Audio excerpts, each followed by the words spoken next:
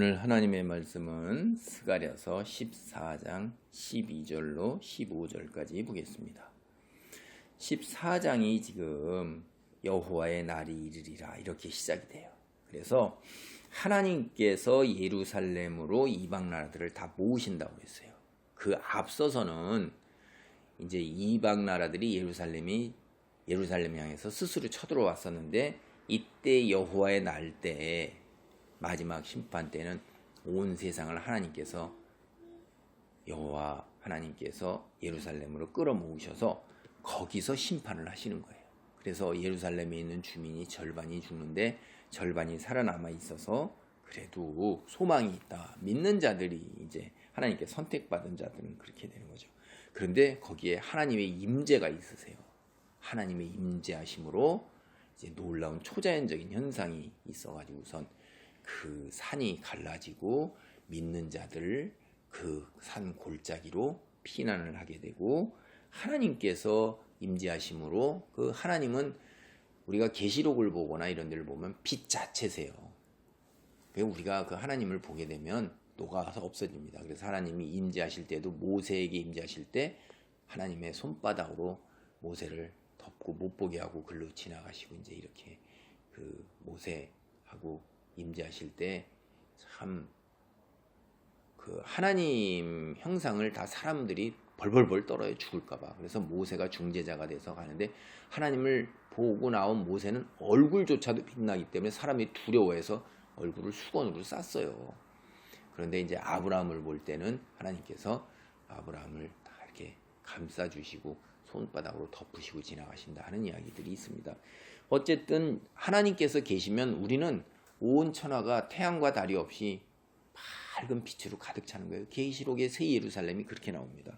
그래서 14장 6절로부터 11절까지가 새 예루살렘의 새 하늘과 새 땅으로 바뀐 곳의 새 예루살렘. 그래서 하나님의 생명이 온 천하를 다 덮는 거예요. 생수가 하나님의 보좌로부터 흘러나오는 거예요. 예루살렘에 하나님이 임재하셔서 거기가 계시는 곳이 됩니다. 그러니까 하늘나라의 성전에 계시는 하나님께서 이제 하늘나라와 우리가 사는 이 세상을 하나님께서 어떻게 하시는지 모르시지만은 하나로 만드시지 않는가 하는 생각도 들어요. 지금은 우리가 사는 이 세상에서 하늘나라로 가기 위해서는 우리는 육신의 장막을 내려놔야 돼요. 그런데 새 하늘과 새 땅이 이루어지는 그날에는 우리는 새로운 육신으로 변화됩니다. 영생불사, 썩어지지 아니하는 것이 되는 거예요. 그럴 때 하나님의 성전이, 하나님이 임재하시는 곳, 하나님이 계시는 곳이 예루살렘에 이제 있게 되는 것이고, 우리는 거기에서부터 이제 다시 하나님과 더불어서 영원한 생명을 누리게 되는 거죠. 그날에 이제 14장 12절입니다. 예루살렘을 친 모든 백성에게 여호와께서 내리실 재앙은 이러하니 곧 섰을 때 그들의 살이 썩으며 그들의 눈동자가 눈구멍 속에서 썩으며 그들의 혀가 입 속에서 썩을 것이요. 여러분 14장 3절을 보면 여호와께서 이방 나라를 치신다 이 말이에요. 전쟁의 신으로서 이방 나라들과 전쟁을 하시는데, 그렇게만 나오기 때문에 도대체 어떻게 하시는가를 몰랐잖아요. 여기 아주 구체적인 묘사가 있는 거예요. 이 예루살렘으로 이방 나라들 다 모아서 그들을 심판하시는데, 여러분 이거 한번 보세요. 살이 썩고 눈동자가 눈구멍 속에서 썩는 거예요. 살이 몸이 문드러지면서 막, 여러분이 이런 거 우리가 인디아나 존스의 뭐 이렇게 잃어버린 방주를 찾아서 또 뭐 레이더즈 오브 더 로스트 아크 뭐 이런 거 보면 그런 거 하고 여러 가지 영화 있잖아요. 뭐 이집트의 미이라, 뭐 살아나는 미이라 이런 영화를 보고 그러면 악이 선에게 마지막에 질 때 어떻게 되냐면 그 악의 형상이 분해되면서 설설설설 없어지고 막 이렇게 됩니다. 그러다가 싹 사라져 버려요. 다 시커먼 그런 것들이. 이게 아주 그런 거예요. 그게 연상이 되잖아요.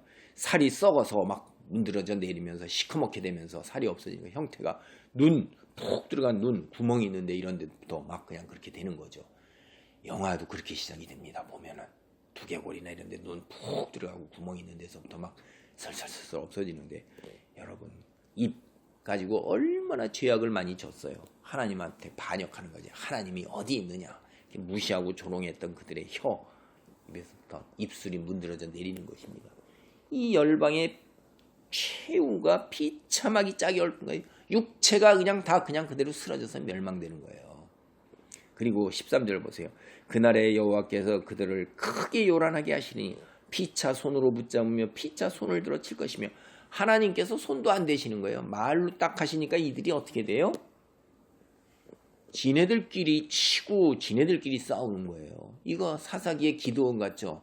300명의 용사만 남겨놓고 자기들이 이겼다 그럴 것 같으니까 2만 명이나 온 거를 하나님께서 다 돌려보내시고 300명 가지고 살았는데, 그 밑에 있는 바다의 모래 같은 이방 군대들이 자기네끼리 칼을 들고 치고 싸워서 서로 죽이는 거예요. 이게 그겁니다. 피차 손으로 붙잡며 피차 손을 들어 치는 거예요. 하나님께서는 세상의 열방 이방 민족들을 다 예루살렘에 모아놓고 거기서 서로 쳐서 지네끼리 진멸하게 하시고 하나님의 놀라운 진노로 살이 썩어서 다 분해돼서 없어지는 거예요. 이럴 때 이제 사실은 이 하나님을 믿는 사람들이 이 사람들, 세상 사람들, 열방 사람들에 의해서 얼마나 압박받고 핍박받았어요. 힘들어요. 지금도 오늘날도 똑같은 거예요. 억울한 일이 가슴에 화병이 생길 정도로 통탄할 일이 너무나도 많은 거예요. 말도 안 되는 일이 벌어지. 그렇게 현실은 고난과 압제와 어둠의 세력이 특세하는 것 속에서 우리가 심한 고난과 시련 속에 있다 이 말이에요. 고통 속에서 있었어요. 그런데 이제 그걸 되풀이해서 하나님께서 도로 갚아주신다 이 말이에요. 누구를 통해서? 하나님을 믿는 사람들을 통해서. 14절 보세요.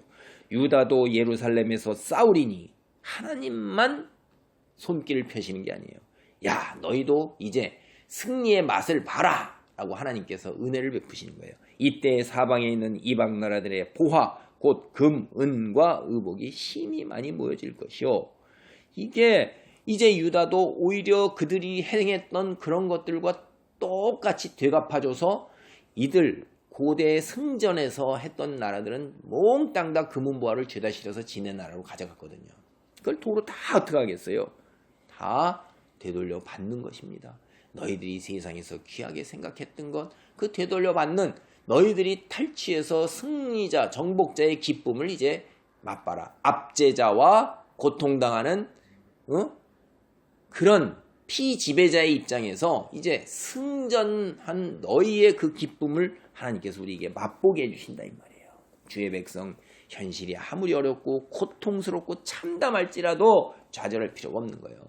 너무나 어렵고 지금 이 순간 하나님 나라로 바로 가고 싶은 마음이 굴뚝 같다 할지라도 하나님께서는 언젠가는 우리를 괴롭히는 원수들, 그들에게 보복할 수 있는 그 기회를 그대로 주시고 그대로 그들을 행했던 대로 그 승리자로서 정복자로서의 그 기쁨을 맛볼 수 있는, 도로 그 재물을 다 가져올 수 있는 놀라운 축복, 그런 걸 주시는 거예요. 우리 꿈과 소망이 있는 거예요. 그러니까 그때가 되면 우리를 해하려고 했던 자들, 우리의 손아귀에 있는 것입니다. 근데 누구까지도 15절 보세요. 또 말과 노새와 낙타와 나귀와 그 진에 있는 모든 가축에게 미칠 재앙도 그 재앙과 같으리라. 하나님께서는 이방, 그 열방, 하나님 믿지 않는 자들에게 속했던 모든 것들에게 다 심판과 저주의 손길이 임하는 거예요. 그러니까 여러분, 가축까지도 이렇게 생명 있는 모든 것들은 다 저주 아래에 있는 거예요. 하나님을 모르는 것들은. 그래서 우리는 다시 말씀을 오늘 정리합니다. 세상은 둘러보면 억울하고 정말로 분통 터지는 불의한 일들이 너무나 많습니다. 거짓과 그 앞에서 당장 말을 뒤집고 우리를 갖다가 어려움과 고통과 좌절 속으로 몰아넣고 그런 힘들을 그들이 가지고 있어요. 그러나 그 뒤에는 하나님이 계시다 이 말이에요. 그래서 결승선에서 1등으로 통과하는 자가 중요한 거지, 중간까지 달려갈 때 1등으로 가다가 결승선 5m 앞에서부터 발이 삐끗해갖고 쩔룩쩔룩 하는데 이제 그들 뒤에서 뚝 떨어져 달아오다가 결승선에서 1등으로 탁 통과하는 이 사람이 메달을 목에 매는 겁니다. 거는 거예요. 우리가 그런 거라 이 말이에요. 세상은 하나님께서 일정 부분은 우리가 고통과 슬픔과 억압, 죄의 값을 치러야 되는 부분이 있어요. 그러나 그것이 전부가 아니라는 것. 결승선을 통과하는 1등, 금메달을 목에 걸고 하나님으로부터 칭찬과 상급과 영원한 생명을 천국에서 예루살렘에서 새 예루살렘에서 누리는 그 자는 하나님을 믿는 자들이라는 거예요. 그리고 우리는 하나님 그것만으로 끝나는 게 아니라 우리가 당해왔던 우리 믿음의 조상들이 여태껏 당해왔던 그 모든 고통과 슬픔을 이들에게 다 되돌려 주실 수 있는 기회까지도 주시는 놀라운 하나님의 은혜와 사랑이 우리를 기다리고 있습니다. 꿈과 소망 속에서 오늘의 현실을 극복하고 이겨나가시기 바랍니다. 아멘.